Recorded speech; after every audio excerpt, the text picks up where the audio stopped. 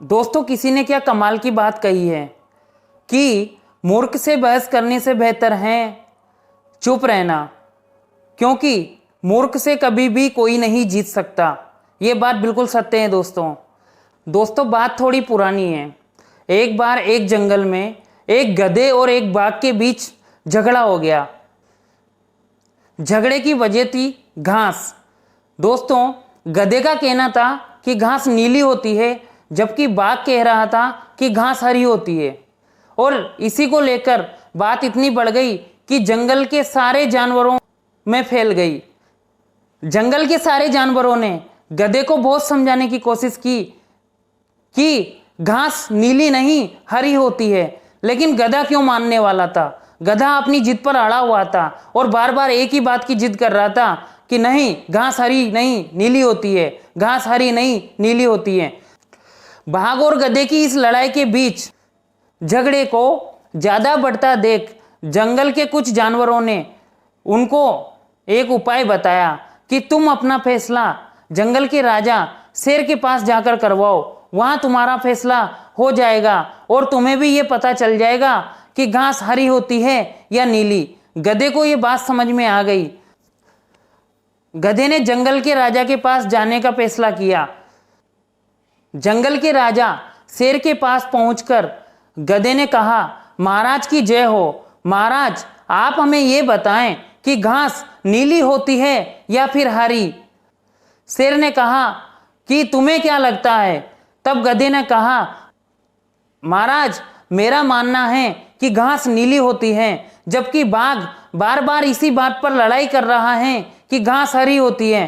तो महाराज, आप ही मेरा फैसला कीजिए और बताइए कि घास हरी होती है या फिर नीली। इतना सुनने के बाद जंगल के राजा शेर को सारी बातें समझ में आ गई। और शेर ने कहा, बिल्कुल सही, गधा सत्य बोल रहा है, घास नीली ही होती है, हरी नहीं होती। इतना सुनते ही गधा खुश हो गया और कहने लगा, तो महाराज, बाघ मेरे से बहुत देर से बहस कर रहा है और यहाँ तक मुझे लेके आया है, तो महाराज, बाघ को गलत बात पर बहस करने पर कुछ सजा सुनाइए। तब शेर ने कहा, ठीक है, मैं बाघ को 5 साल तक मौन रहने की सजा सुनाता हूं। इतना सुनते ही गधा बड़ा प्रसन्न हुआ और नाचते कूदते जश्न मनाते हुए जंगल की ओर जाने लगा और कहता जा रहा था कि घास नीली होती है, घास नीली होती है, घास नीली होती है। बाघ ने सिर झुकाकर अपनी सजा स्वीकार करी और जंगल के राजा से कहा, महाराज, ये तो आप भी भली भांति जानते हो कि घास हरी होती है, फिर भी आपने मुझे गलत सजा क्यों सुनाई और गधे को ये क्यों बताया कि घास नीली होती है। तब जंगल के राजा शेर ने उत्तर दिया कि सजा का इस सवाल से कोई लेना देना नहीं है और ना ही तुम्हारी कोई गलती है कि घास हरी होती है या नीली। तुम्हारी सजा इस बात को लेकर नहीं हुई कि घास नीली होती है या फिर हरी। तब बाघ ने पूछा, तो महाराज, फिर मुझे सजा किस बात पे हुई। तब शेर कहता है कि तुम्हारी सजा इस बात पर हुई कि तुम इतने बुद्धिमान जानवर होते हुए भी उस मूर्ख बेवकूफ गधे के चक्कर में अपना समय बर्बाद करके यहाँ तक मेरे पास पहुंचे।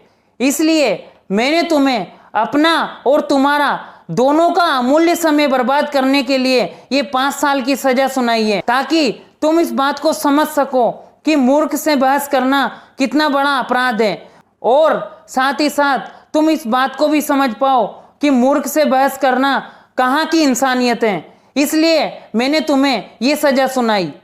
दोस्तों, ये कहानी हमें ये नैतिकता सिखाती है कि समय की सबसे बड़ी बर्बादी उस मूर्ख से बहस करना है जो सच्चाई या वास्तविकता की परवाह ना करते हुए भी बस केवल अपने विश्वास और धर्म की जीत का जश्न मनाए। हमें इस कहानी से यही शिक्षा मिलती है कि कभी भी मूर्ख से जरूरत से ज्यादा बहस ना करें और अपना ज्ञान बेकार ना करें और अपना समय बर्बाद ना करें। इसी के साथ मैं आपका दोस्त हेमंत आपसे विदा लेता हूं। मिलते हैं नेक्स्ट वीडियो में। अगर आपको हमारी वीडियो पसंद आती है तो लाइक करें, चैनल को सब्सक्राइब करें, वीडियो को शेयर करें। धन्यवाद। जय श्री राम।